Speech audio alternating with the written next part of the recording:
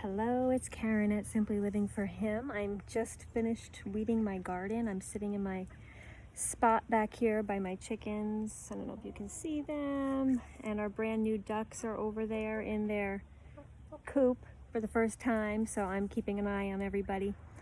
I've been thinking about this verse since yesterday about Philippians 3:19. I'm going to paraphrase because I don't have the Bible in front of me, but I'd love for you to look it up in your own translation and let me know what you think. But it talks about false teachers and unbelievers, and it says their end is their end is their destruction. Their end is their belly. They set their mind on earthly things. And I was thinking about that a lot because right now there is such a clear division between like evil and good in the world. And I shouldn't even say clear division because I feel like there is a lot of confusion even with that, like what is evil and what is good. But I was thinking a lot about us as Christians. You know, what we live for is completely different from what the world lives for. And that's like what this verse talks about. It's actually referring to false teachers, but really all unsaved people who don't have Christ as their main goal.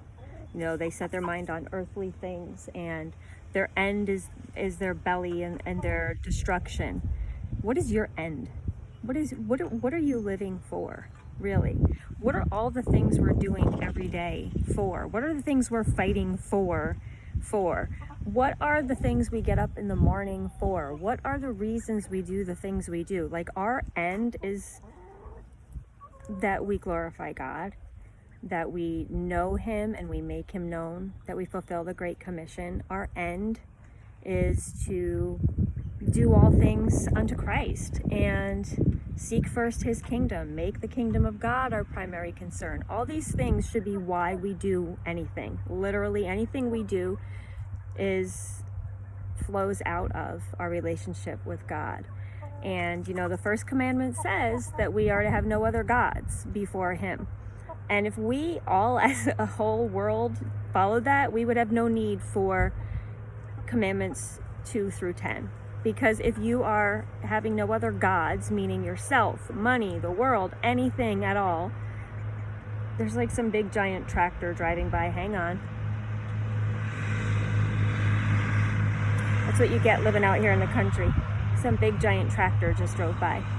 If you are loving God above all and having no other gods before Him and honoring Him first and loving Him with your whole soul, heart, mind, strength, there really is no need for any other commandment, because you're not going to steal, you're not going to lie, you're not going to dishonor His name, you're not going to covet, you're not going to, all those things, right? And if you look around the world, most people are living for their self, their wants, their needs, their desires, their achievements, their money, their way. You know, if you look at all the discord that's going on in the world right now, and you just like try to understand why people are the way they are, or why there is evil in the world, like everyone that's apart from Christ, I should say, is living for something other than Him. And that's what creates all the disorder in this world. That's what creates all the chaos and the confusion, because there isn't the same end goal. For us, for Christians, our end goal is eternity, and our end goal is to share that. But when you don't have that as your end goal, when your end goal is all these other earthly things, everybody else is living for a different goal. Their end is their destruction. Their pride is their belly. They're, the things of this world. And so it creates a lot of disorder and a lot of confusion, because everybody has a different purpose. Everybody, if you're living for yourself, you're living for nobody else. And so that's where all the chaos, the confusion, the evil comes from. We're not all having the same ends. When we all are living for Christ, that brings the peace, the unity, the calm, and the hope the knowledge that this world is not all there is. We don't need to be fighting for all the stuff of this world when we have heaven. Yes, we live in this world, and yes, we want justice, and yes, we want peace, and yes, we want order, but you have to look at it in light of, if everybody isn't doing those things for the cause of Christ and merely for the cause of themselves or for the cause of the earth or for the cause of a temporary thing, then there's always going to be chaos and confusion. I talked about this somewhat in my podcast this week if you're interested. The Remedy for Our Messes, it's called.